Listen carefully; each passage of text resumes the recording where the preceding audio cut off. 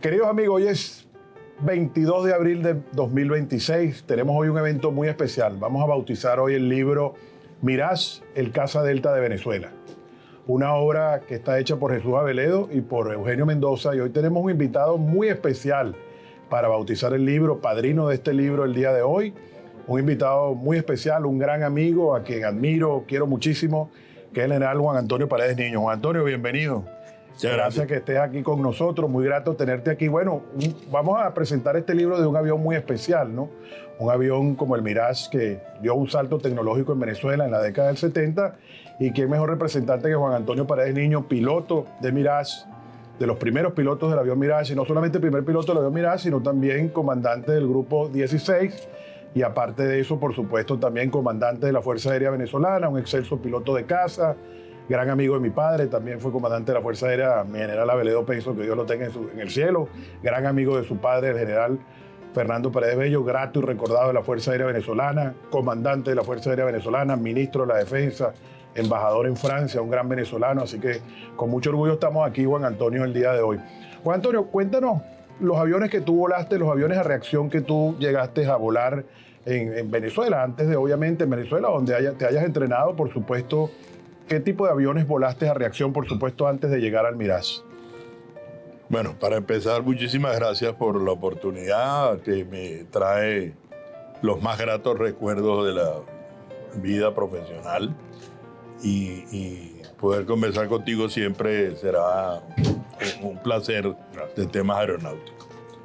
Hablando de tu pregunta, pues bueno, todos en aquella época nos terminábamos graduando en la Escuela de Aviación Militar volando los Jet Provo. Ese fue el primer avión jet que volábamos en la década de los 60, finales de los 60. Luego allí fuimos asignados al Grupo Aéreo de Caza número 12, que tenía como equipos en aquel momento los Vampiro, de fabricación inglesa, el Venom también de fabricación inglesa y los F-86F. Llegamos inicialmente a hacer doble comando en los Vampiro. Ya habían descartado la gran mayoría de los monoplazas de ese tipo de avión, de manera que hicimos el entrenamiento en los doble comandos Vampiro, pero nos soltaron solo en el Venom, que era un avión similar, pero no era exactamente igual. Tenía muchas diferencias en su sistema y en su potencia y en una serie de características. Luego de eso me tocó por suerte pasar a los F-86F, en los cuales pues tuve una experiencia extraordinaria. Me parece un avión fabuloso. Ese es un avión que todos los pilotos que lo han volado lo aman y hablan muy bien de él. Allí se presentó el proceso de adquisiciones que hizo la Fuerza Aérea para aquella época, principio de los años 70. Los primeros que llegaron a Venezuela fueron los F-5. Ahí me dieron una transición de 20, 30 horas para pasar a los Mirage, que ya estaban llegando también, casi simultáneo, pero un poquito después. Luego del Mirage hubo una pequeña pausa donde incursionamos en la aviación de transporte ejecutivo, donde tuve el honor de compartir con tu papá en el Boeing presidencial, el Boeing 737, el DC-9, también me tocó volarlo, el Citation 500, y finalmente cuando se hizo la adquisición de los F-16, pues como tú sabes, me tocó la oportunidad de ser un fundador de esa unidad también, y terminé mi carrera volando F-16. ¿Qué significó, Juan Antonio, el avión Mirage para ti, para tu vida en aquel momento? O sea, cuando lo viste por primera vez el avión y sentarte ya en un avión de otra tecnología, por supuesto el F-86 pasar a un avión ya de otra tecnología como el Mirage, ¿qué sentiste en esa cabina esa primera vez que te montaste allí? También que nos hablaras un poquito de quién fue tu instructor en Mirage. Bueno, el paso de los aviones que mencionamos ya que tenía la Fuerza Aérea Venezolana como sus principales aviones en la línea de combate, desde Vampiro, Venom, F-86, incluido el Canberra, eran aviones de finales de la Segunda Guerra Mundial con tecnología más o menos de aquella época. Algunos de ellos incluso no tenían ni siquiera radioayudas, como era el caso de los vampiros y de los Venom. Y habían algunos que todavía utilizaban controles de vuelo que ni siquiera eran hidráulicos, eran manuales. Y habían que trabajar mucho con los compensadores. Y uno de los que se quejaban mucho, por cierto, eran los pilotos de Canberra por lo duro que se ponían los controles de ese avión cuando aceleraban a gran velocidad. El Mirage es otra generación, es un cambio total, ya es un avión equipado con las radioayudas modernas de aquella época. Y era un avión que, como tú bien sabes, en Venezuela significó un cambio de la noche al día en necesidades de equipo, en necesidades de infraestructura, en preparación de técnicos, de pilotos y todo lo que conlleva pues montar un nuevo sistema de armas que trae unas diferencias importantísimas en tecnología. Ahí te hago una pregunta que siempre queda a todos los entusiastas de la aviación, inclusive a mucha gente que conoce la Fuerza Aérea Venezolana, que es esa transición que ustedes hicieron entre el F-5 y el Mirage. ¿Cuántas horas volaron el F-5? Cuéntanos esa experiencia porque muy poca gente la recuerda y obviamente ustedes pasaron pues por el avión F-5 antes de llegar al Mirage, sobre todo los primeros pilotos que se entrenaron. Entonces sería bueno, Juan Antonio, que nos recordaras un poco cómo fue esa experiencia de cuántas horas le dieron del Mirage, del F-5 y si fue en doble comando, porque eso queda muy poco escrito en la historia de lo que es la Fuerza Aérea Venezolana, esa transición que ustedes hicieron obviamente, entre el F-5 y el Mirage, de manera histórica. Ahí tienes que conseguir una diferencia entre dos grupos. El grupo que encabezó el general Pinot, que fue a Francia, ellos no hicieron ninguna transición F-5. Ellos lo que sí tuvieron que hacer fue la escuela de francés para aprender el idioma y después fueron seleccionados en Francia, iniciaron todo su proceso volando directamente en los Mirage doble comando.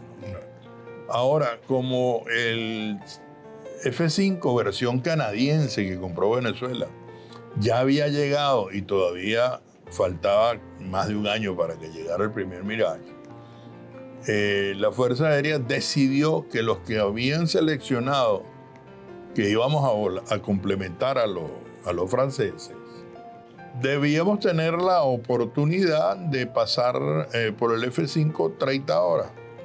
¿Por qué? Porque es un avión más avanzado que un F-86, con afterburner de 2 motores, que es transónico en ciertas circunstancias y que nos iba a dar una ayuda para empezar el entrenamiento de Mirage. Entonces, así fue, volamos el F-5 doble comando inicialmente, por supuesto, y a las 4 o 5 horas pues ya nos soltaron solos y hicimos un curso breve de F-5 pasando por todas las fases: formación, navegación, vuelo a baja altura, tiro, etc., para luego asignarnos a los Mirage. Me parece que fue una medida profesional muy, muy acertada, porque la verdad es que nos dio un escalón de ayuda para llegar ya luego a un avión de características totalmente diferentes, ala delta de gran exigencia y un avión 2 veces la velocidad del sonido, que no había en Venezuela nada por el estilo. Correcto.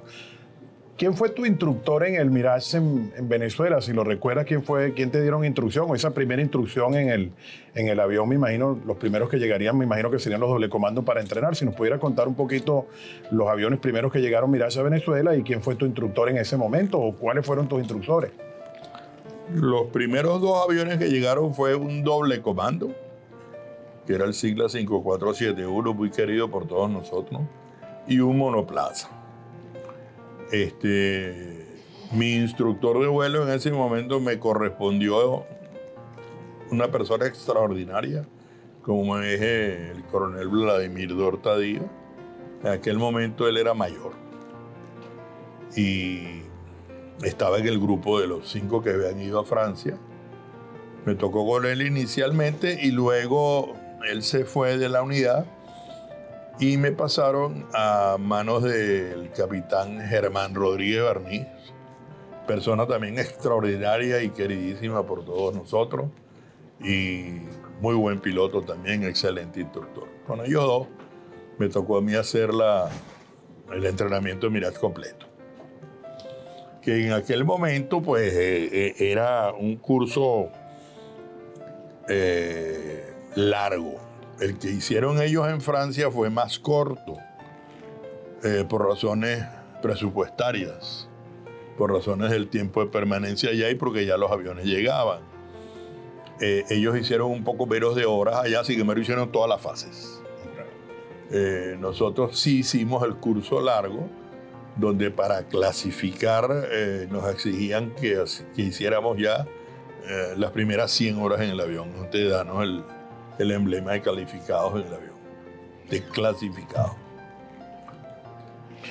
Tengo una pregunta allí. Sé que había un instructor francés en el grupo de los Mirage. ¿Ese instructor estuvo desde siempre en la unidad cuando comenzó la operación de esta unidad o llegó posteriormente? Y si llegaste a volar con él, que siempre mucha gente lo recuerda, y no sé si fue uno solo o fueron varios instructores franceses. No, el que enviaron fue a Monsieur Guy Pelé. Él fue instructor del grupo que estuvo en Francia, junto con otros muchos de la unidad donde ellos estaban allá. Y como había previsto un piloto de intercambio de apoyo para ayudar en Venezuela a la implementación del sistema y a los cursos que se iban a dar y la parte académica, la parte de vuelo, etc. Pelé fue muy, muy querido.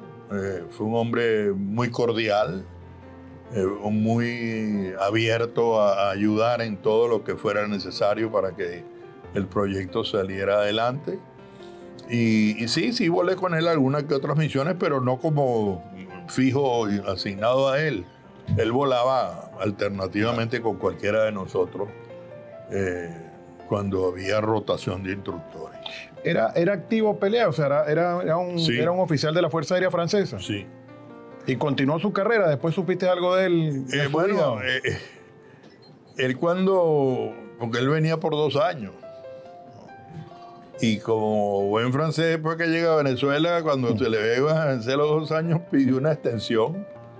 Y le dieron 2 más y después pidió otra extensión. Y casi no quería salir de Venezuela. El día que lo despedimos, esa gente se fue con grandes sentimientos de afecto y de cariño por su vivencia en Maracay, con la gente de la Fuerza Aérea, con sus vecinos en el Castaño, porque ahí fue donde ellos habían alquilado una vivienda. Incluso sus hijos eran los que menos querían irse. Pasamos un tiempo memorable con la época aquella del Mirage y nuestro, porque además de Pelé, que estaba en el área operacional, habían un grupo también técnico en el área de mantenimiento, en diferentes sistemas específicos, como el caso de los motores. El técnico que enviaron de motores, que era de Snake, que es el fabricante de la TAR 9, no recuerdo ahorita su nombre, me disculpan esa, pero ese no se quiso ir nunca. Cuando se le finalizó el contrato, que le dijeron que se devolviera, renunció y se quedó en Venezuela trabajando en área aeronáutica, dando mantenimiento de motores en otras áreas. ¿Y supiste después de Pelé, supiste en algún momento de él, de su carrera, su vida, o más nunca supiste de él? Bueno, él siempre hubo contactos y cuando a veces uno tenía la oportunidad de ir de una visita a Francia, ponle tú, en ocasión de una feria como la de Le Bourget, siempre andaba Pelé por allí. Qué bueno. Él mantuvo mucho el contacto con la Fuerza Aérea Venezolana.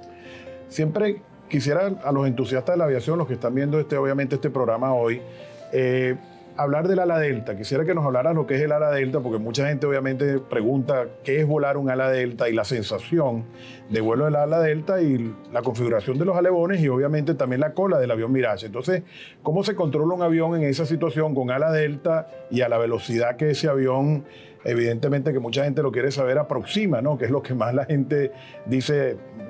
Tú tuviste las dos experiencias, más adelante lo vamos a hablar del programa, de aproximar en un F-16 y aproximar también, hacer una aproximación en un Mirage. Entonces quisiera que nos hablara un poco de lo que es volar un avión de ala delta. Bueno, en un momento dado, la aviación de combate, como tú sabes, hizo la transición de motores a pistón de gran potencia a motores jet al final de la Segunda Guerra.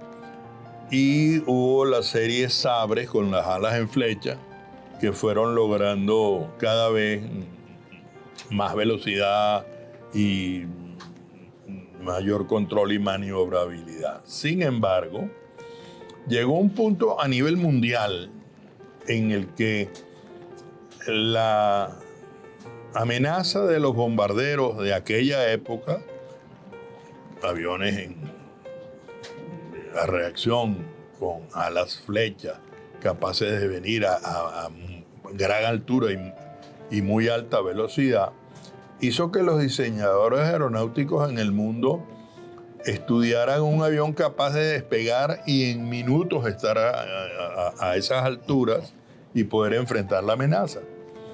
Y por eso se produce el fenómeno de que muchísimos diseñadores se van a las alas delta. Inclusive aquí en Estados Unidos, como tú conoces bien, se produce el fenómeno con aviones como el F-102 y el F-106, que eran full delta. En Francia el fenómeno se da por igual. Y Marcel Dassault decide fabricar un caza ala delta capaz de ascender a altísima velocidad y enfrentar a bombarderos posiblemente de la Unión Soviética, que era el enemigo típico del momento con la Guerra Fría, utilizando un cohete frontal de largo alcance, fabricado por Matra, por cierto.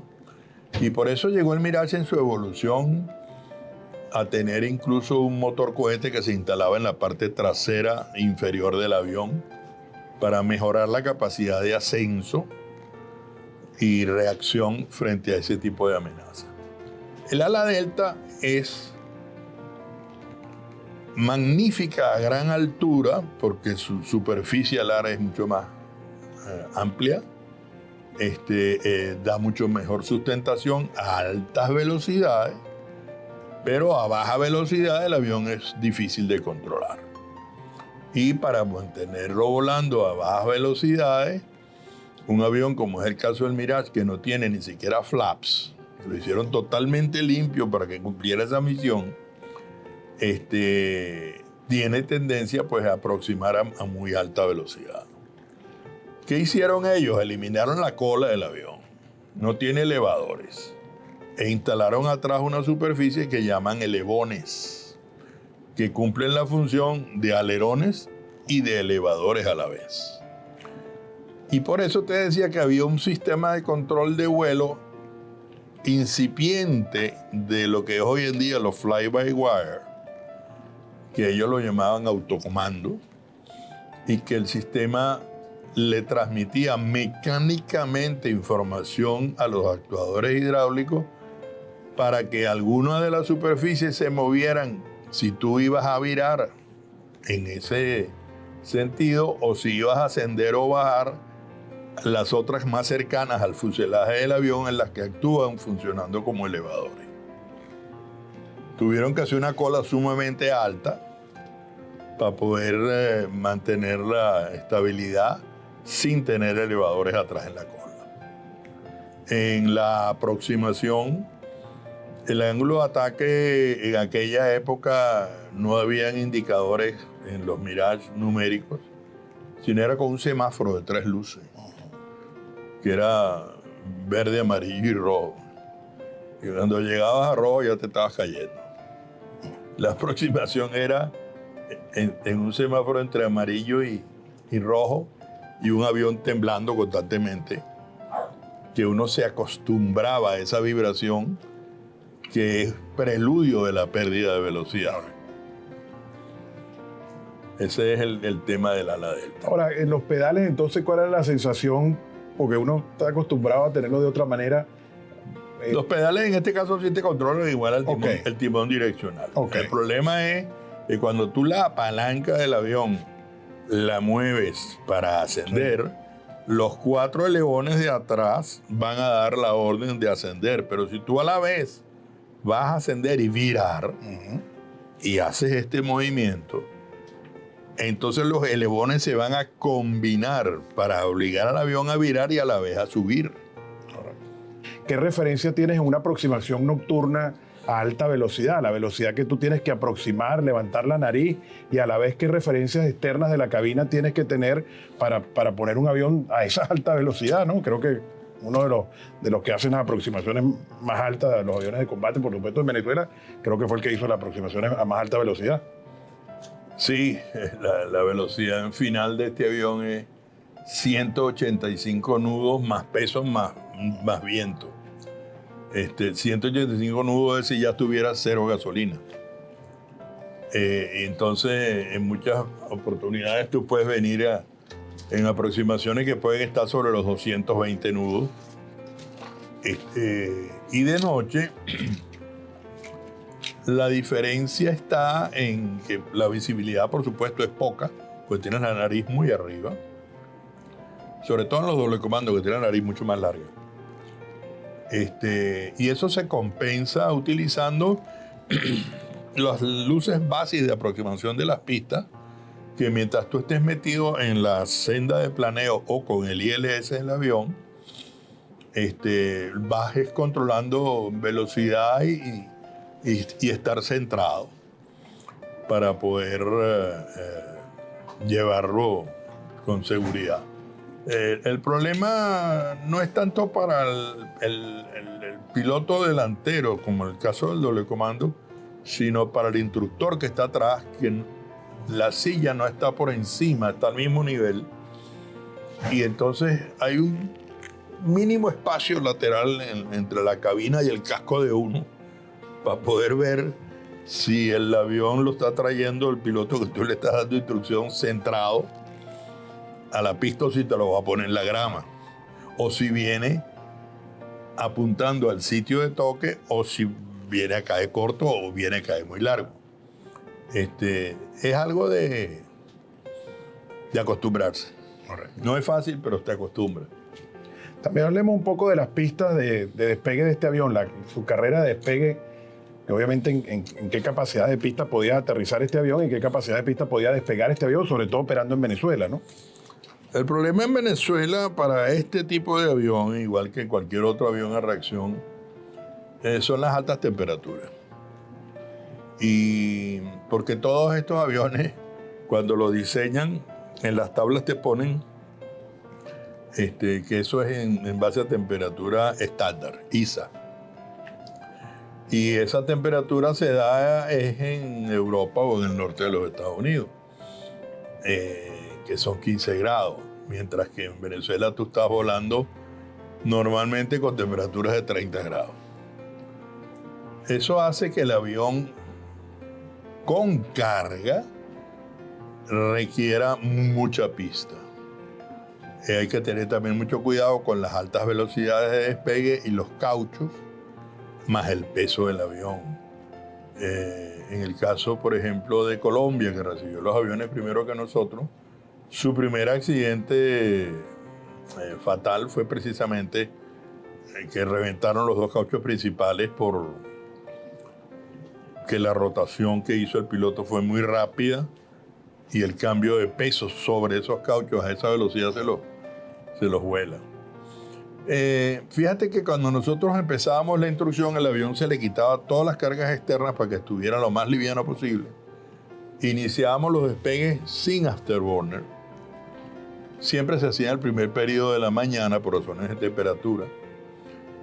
Precisamente para que el piloto nuevo se fuera acostumbrando a la rapidez con la que el avión acelera. porque cuando pones el afterburner, pues definitivamente acelera mucho más rápido. El tema de las cargas es que el avión necesita de tanques auxiliares y si vas a utilizarlo como es lo correcto en combate, pues tienes que llevar armamento guindado afuera también. Y eso cambia la ecuación totalmente. Entonces un despegue en Maracay con 2 tanques auxiliares de combustible, más bombas y misiles aire-aire de defensa, era un asunto que estabas despegando allá al final de la pista. Te comías cualquier pista totalmente. Entonces por eso operábamos en pistas que tuvieran la característica como Libertador, Maracaibo, Las Piedras, Barquisimeto, que es un poquito corta, Barcelona, Margarita. Y había problemas para el sur. Por eso después la Fuerza Aérea en la época del Comando General de Mendoza Ibarra alargaron la pista de Santo Domingo, que nos permitía pues desplegar hacia el sur oeste. ¿Podía operar ese avión ahí de Santo Domingo, de la pista? Ahí le metieron 10.000 pies a esa pista. Okay. Volaste muchos aviones, volaste muchos sistemas de caza. ¿Qué añoras de tu época? Si hoy te preguntáramos, a muchos años de esto, por supuesto, ¿qué añoras del avión Mirage o de haber volado el Mirage? Si hoy te viene una anécdota o algo que tuvieras que compartir con nosotros, ¿qué añorarías de volver a volar ese avión o de haber volado ese avión? Bueno, mira, primero que nada, en el momento que me tocó volar, lo que era apenas teniente, era para uno un motivo de satisfacción y de orgullo profesional increíble, ¿no? Entonces, a lo mejor así como que uno podía caminar sin pisar el piso cuando era piloto de Mirage, para aquella época. Y de ese avión a uno le quedan recuerdos porque es un avión que exige que lo vuelen. Él no es un avión que tú lo agarras y él prácticamente va a volar solo, como pueden ser algunos otros aviones que son más nobles en ese sentido. Este es un avión que él exige que el piloto vuele y que lo vuele, porque si no se lo pone de sombrero. Y de lo que puedes añorar de él en un momento dado, para aquel momento nuestro, yo puedo hablar de 2 cosas. Primero, la velocidad, cosa tan interesante y tan agradable que tú te podías desplazar en ese avión de un sitio a otro en tiempos muy reducidos. Un avión de alta velocidad en cualquier característica. Por decirte yo, ¿qué te puedo decir? Si cualquier otro avión jet asciende normalmente a 300 nudos por hora en los primeros 10.000 pies, en el Mirage tú asciendes a 400. Y si vas a entrar en inicial para aterrizar, los demás vienen a 250, 300, este viene a 350. Y cuando tú agarrabas este avión y estabas haciendo un vuelo de prueba, que había un corredor supersónico que utilizábamos para que ningún sónico no llegara a las áreas pobladas, que estaba al sur de San Juan de los Morros, desde Caracas hacia el oeste. Tú cuando acelerabas a Mach 2 en ese avión estabas entre Caracas y el sur de Magdaleno en menos de un minuto. Una cosa impresionante. Y por supuesto, las radioayudas que por primera vez las tuvimos los pilotos de caza. Porque veníamos de aviones que tenías que volar a tiempo y rumbo. Aquí ya por lo menos teníamos VOR, ILS, teníamos un Doppler, teníamos radar. Ya era una cosa totalmente distinta. Juan Antonio, volaste también el F-16, fuiste comandante de esa unidad, fuiste de los primeros pilotos que se entrenaron aquí en Estados Unidos en el avión F-16 y obviamente fuiste comandante de esa unidad.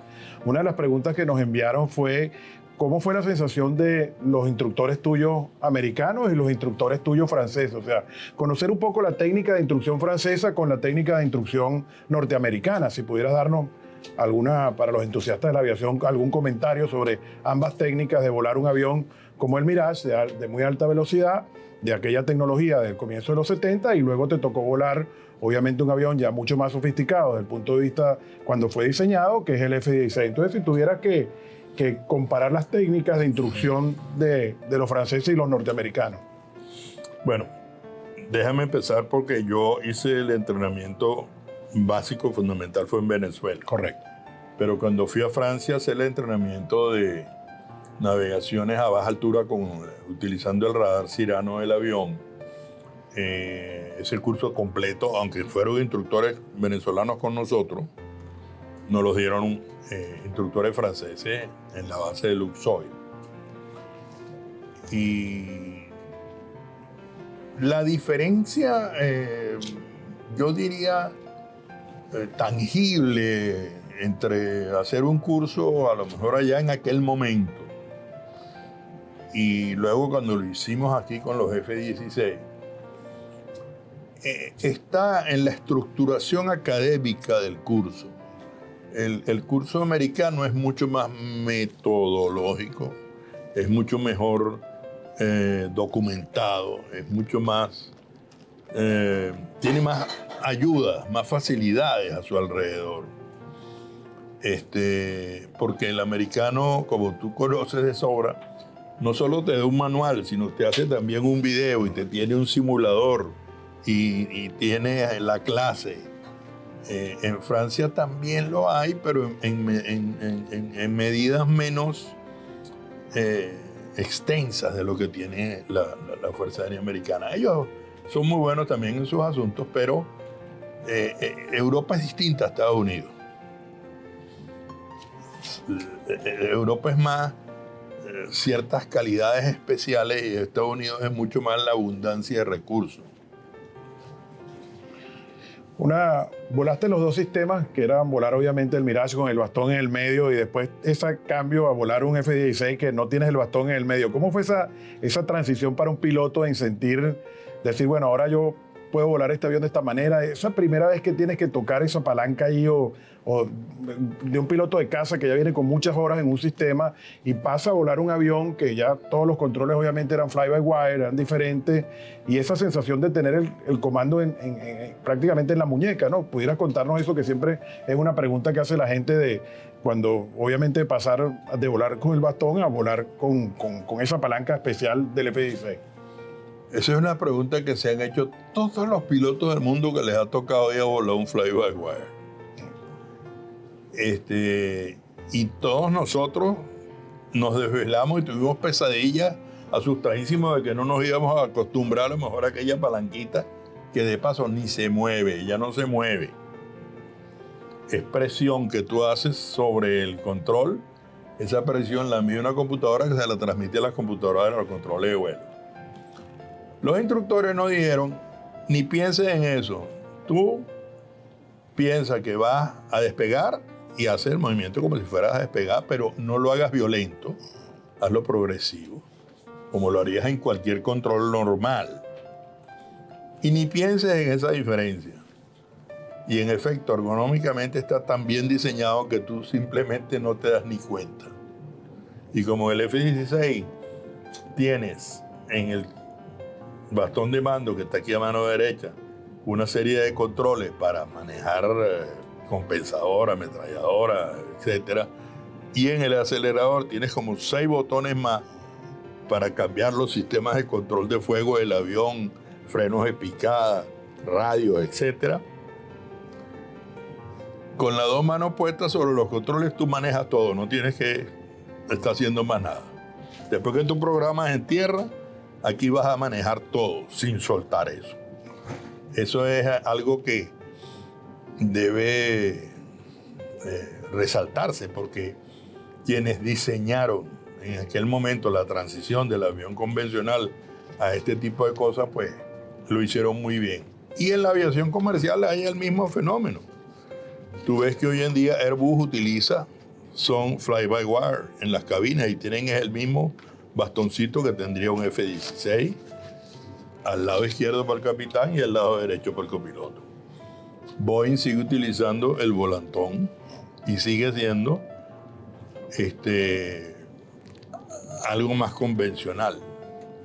Se burlan hoy en día los que usan fly-by-wire del que utiliza volante clásico normal. Ahora, la reacción de un piloto de caza en un combate, de obviamente tener la sensación de agarrarlo y traerlo, en esa sensación de tocar ahí solamente con presión manual, ¿cómo en una emergencia, en una cosa uno tiene que templar eso? ¿Cómo decía, voy a templar esto para este lado? O sea, esa sensación que Tú le das donde tienes que ir y él va a responder en ese sentido, simplemente. Y como te digo, es simplemente. Hay algunos que le han puesto un mínimo movimiento como para que el piloto piense que está realmente moviendo algo atrás. Claro. El del F-16 es fijo, no tiene movimiento. ¿Eso lo podías adaptar a ti o no? ¿Podía cada piloto adaptarlo o no? Tú adaptas la silla, claro, distancia, altura, etcétera, claro, para que quedes cómodo con tu control agarrado. Eres el prologuista de este libro, Mirage, el Caza Delta de Venezuela, el cual vamos a bautizar el día de hoy, el cual está disponible en todas las plataformas de Amazon a nivel mundial. Cualquiera de ustedes que esté viendo el programa, en cualquier plataforma a nivel mundial está el libro. Juan Antonio Paredes, a quien agradezco, general de división, comandante de la Fuerza Aérea de Venezuela, piloto de muchos sistemas de caza en Venezuela, diría que casi todos los sistemas de reacción del siglo XX que tuvo Venezuela, y evidentemente pues llegó a ser también comandante de la Fuerza Aérea de Venezuela. Juan Antonio, eres el prologuista de este libro. ¿Qué te gustó de este libro y qué recomienda el libro? ¿Qué fue lo que más te impactó y lo que te gustó? Y a ser el prologuista que nos diste el honor a mí y a Eugenio Mendoza, que somos los autores de este libro, a prologarlo. Bueno, yo, como te dije al principio, más bien les agradezco a ustedes la oportunidad que me dieron de hacer un prólogo, porque el esfuerzo que ustedes hicieron para construir una recopilación tan extensa y tan bien documentada, y sobre todo, a mí me parece que en aviación el libro que has hecho tiene la ventaja fundamental de la fotografía. Y cuando hay amplitud, como hay aquí, de fotografías, es como mucho más digerible, más agradable, es mucho más fácil entender y manejar lo que se está queriendo plantear. Yo le recomendaría a cualquiera que sea entusiasta de la aviación que lo compre, que lo obtenga, porque es un libro que uno se puede comer prácticamente en una noche, porque después que lo empiezas a hojear, cada vez vas consiguiendo cosas más y más agradables, y como hay tanta parte gráfica y fotográfica, es verdaderamente un libro simpático. Pero bueno, muchos niños están viendo este programa, muchos entusiastas de la aviación están viendo este programa, muchos en su casa, muchos muchachos que sueñan volar un avión de combate, que sueñan en volar un avión de caza o sueñan con ser pilotos de caza. ¿Qué recomendación le darías, Juan Antonio, tú,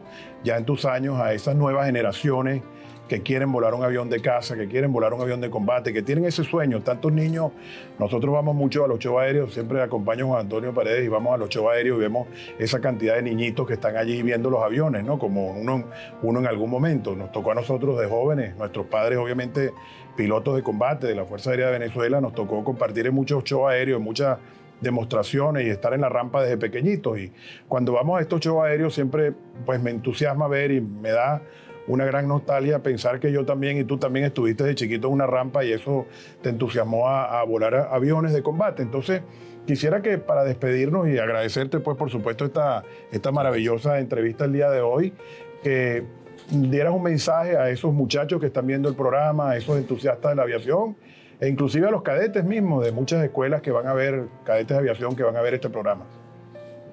Bueno, indudablemente que la única recomendación es que sigan lo que su entusiasmo les está indicando que deben hacer.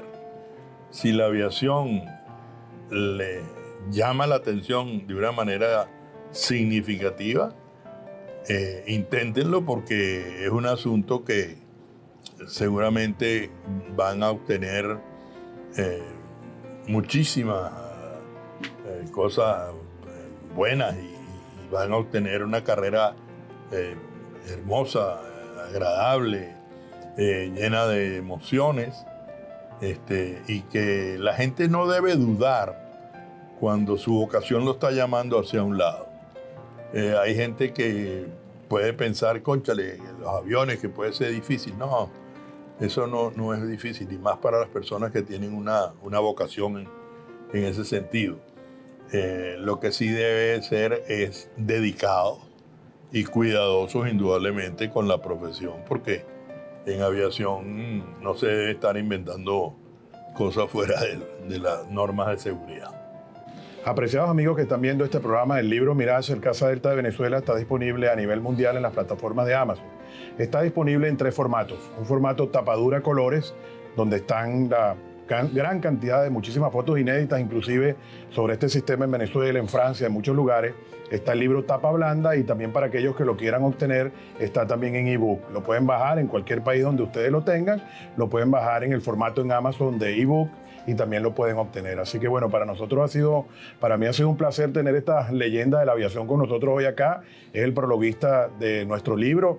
Espero que todos los que estén viendo el programa disfruten este libro y lo adquieran y lo divulguen, porque obviamente es la idea para esto. Es un material histórico inédito que logramos recuperar nosotros con un gran esfuerzo de trabajo desde el punto de vista de Eugenio Mendoza, mi persona, y también el editor del libro, que ayudó a recopilar muchísima de esta información, que era bastante difícil lograrla porque obviamente estamos todos en el exterior, no estamos en Venezuela, de manera que fue difícil obtener todo. Fue un trabajo de investigación, uno de los más.